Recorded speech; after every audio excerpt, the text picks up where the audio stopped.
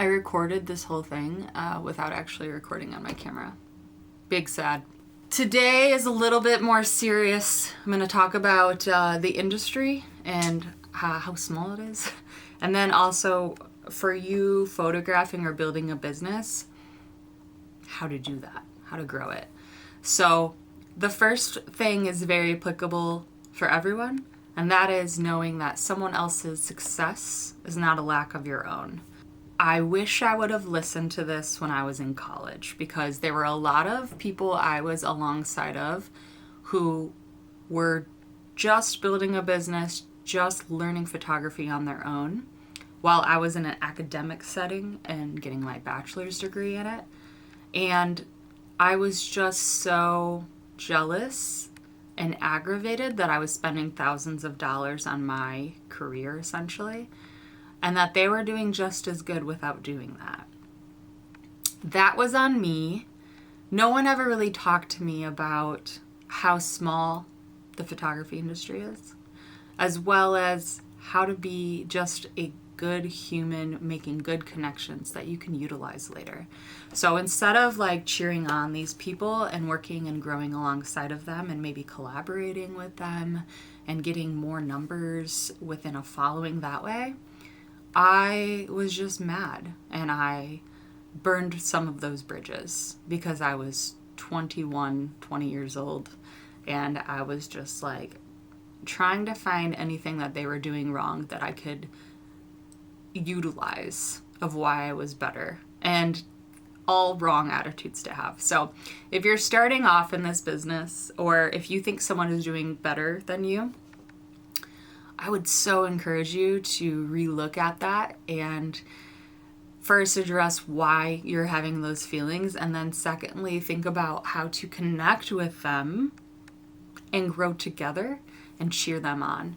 Because the more you cheer someone on, the more they're going to cheer you on. You just don't know when you're going to be able to utilize a relationship. And that doesn't mean like use and abuse relationships, but it's definitely like if you're aiding someone in their growth, they're going to do the same back for you.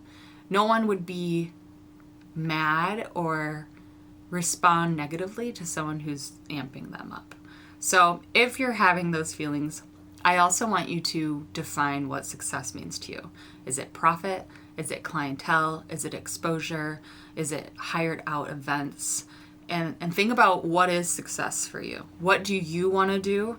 Is it just numbers? Because I'll tell you that people with large Instagram followings, there's some of them that still don't make enough money to pay rent. They simply have a large following. They get hired once in a while. I know a lot of people who do just styled shoots all of the time because they want to have that creative outlet, but they're not paid for it. So they still are not necessarily building a business that's getting hired out. So it really depends on what do you want? And don't burn those bridges just because someone's doing something different. I know a lot of friends who are in documentary photography who are working for like newspapers or magazines, but they're not credited a lot and they're not paid a lot. Although it looks like they are, they're just making phenomenal work, but they're not necessarily getting compensated for that. And so that for me is like, all right, that's not where I want to go.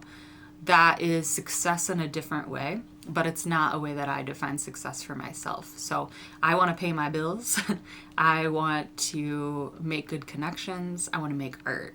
And all of those things are kind of in my wheelhouse. Those are my goals.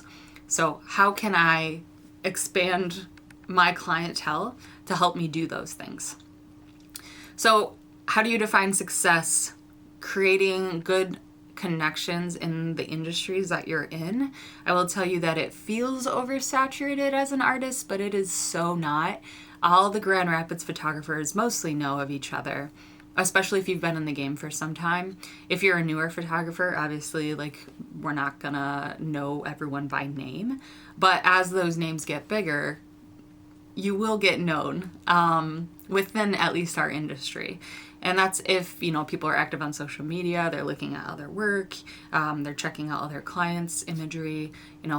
Sometimes I'm sad when my clients go to other people, but I'm also a busy person. And sometimes I know that they just don't want to bother me. And other times, like maybe their aesthetic changes and I just can't offer them what they're looking for anymore. That's totally true. And if that's the case, that's good. I don't want them to come to me just because they're brand loyal. I want them to come to me because they love my work. So there's a lot of things like followings for me don't really matter as much anymore. When I started off in photography, those things meant a lot to me. I just wanted to be known. That was my level of success that I defined. It's not like that anymore. Now I just want to get paid and I want to produce good work for those people paying me. Something else that should be known too is when you're starting off brand new, sometimes to grow your business, you have to lower your ego and you have to charge what seems applicable to what you have to offer, or in general, like to have. Like, what gear do you have? When I first started photography, I did not have confidence in posing. I did not have confidence in a lot of things. And I wasn't really sure, like, wedding photography, what are all the things I had to do? With that, my first few weddings were free that I did. They just tipped me. And yeah, that was a lot of work, especially 2011. Let me tell you, Lightroom was not a thing. We had Photoshop only, and we had actions. And that was not like a copy and paste to every image that you have on Lightroom. That completely reduces your time by like 3/4. So I was spending like 40 to 50 hours just editing. And now looking at that, I'm like, oh, that was labor. But totally worth it. Those free weddings that I did got me to feel more confident to be able to get paid for weddings. But also my gear. I had one good camera body and 2 average lenses. One I would say is just a kit lens, so it's below average. The other one was like a zoom lens. But I didn't know what I was doing. And I remember the first time I did a free wedding for my family member. It was one of my cousins. She had tipped me $200 and I was like, oh my gosh, so much money. But now looking back, it's not. But my first paid gig, right? That was really, really huge for me. And then I started doing senior portraits for like $50, and that was it. Because I was learning how to pose people. I was learning how to interact. I was learning to do all of these things. So I don't really love the people that are doing educational platforms right now that are saying like, if you're starting off and you're spending this much time, value your time, you need to start at $400. Like, absolutely not. That's a good way to start and burn, because you can only play a tune for so long until you get the experience. Or like reach out extra education, whether that's just on the internet or going to school for it. But all of those things are so important to also not be photographing just on auto, to having a good amount of camera or lenses that support your work. So that's all gonna make it back to word of mouth for clients. So really going into like, how do you grow your business? How do you make a name for yourself? Just think about how you're going to get growth.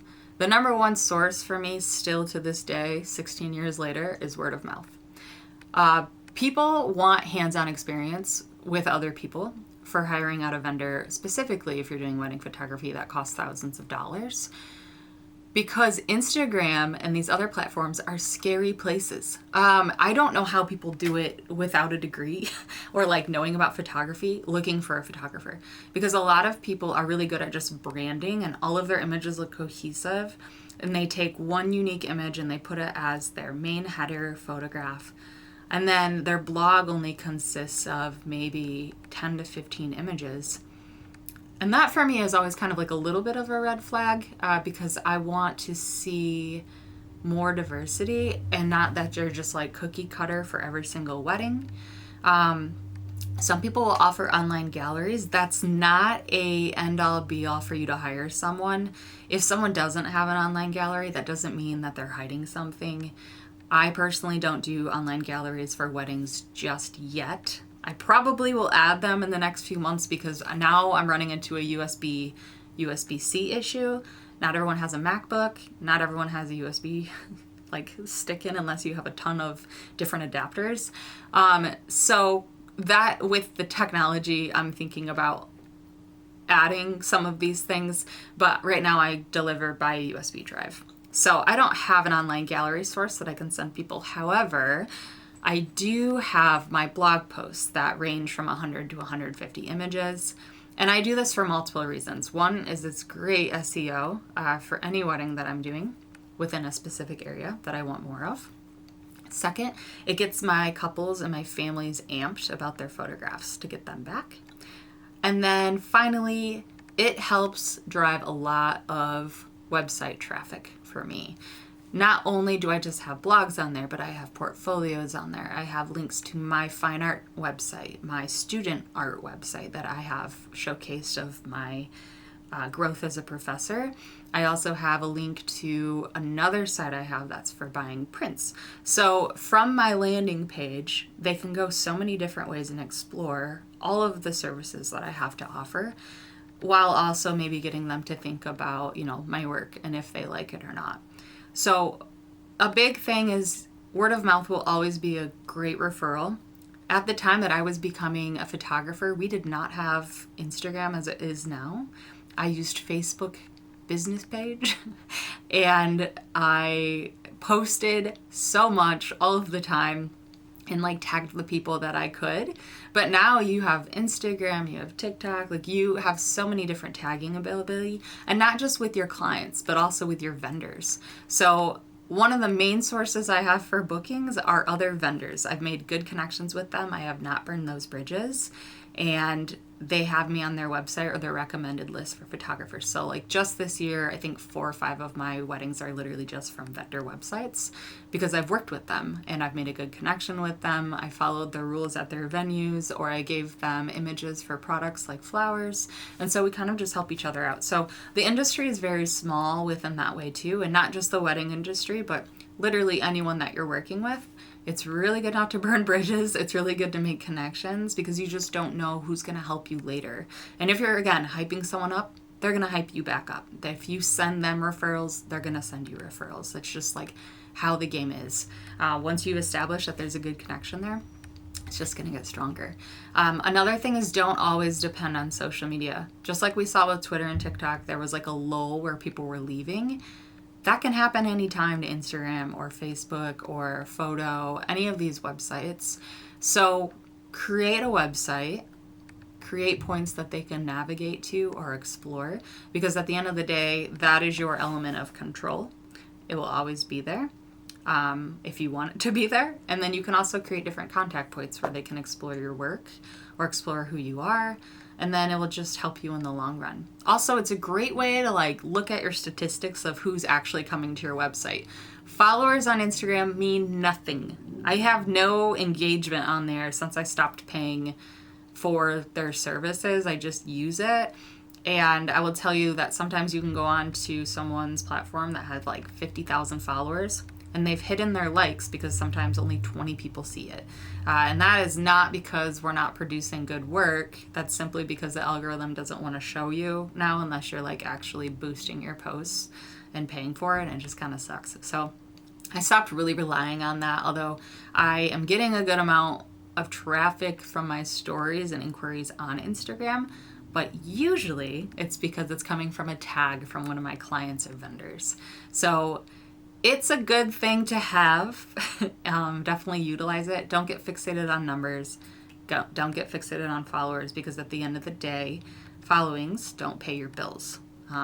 Unless you are literally a content creator and you get interaction payment. But other than that, just remember someone else's success is not a lack of your own. Create good, strong bonds in whatever industry you're in. Do not trash someone's name just because you're jealous of their growth.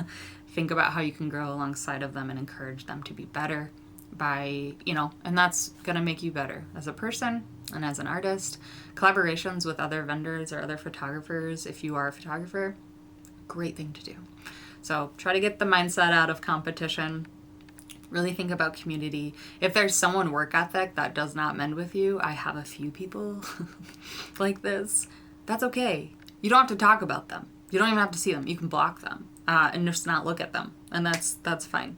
You don't have to trash whoever, though. Anyone who's hiring them is going to hire them, and they're going to love the experience or they're not. And then if they don't, sometimes they come to you. this a little bit more serious. Next week I have some questions for guests at weddings, because this weekend I shot a wedding and a guest brought their big camera. But there's a lot of things we're gonna talk about that, but that's next week. That week will be more funny and catty, but not in a bad way. Just, I have questions. So, thank you for watching. I'll see you next week.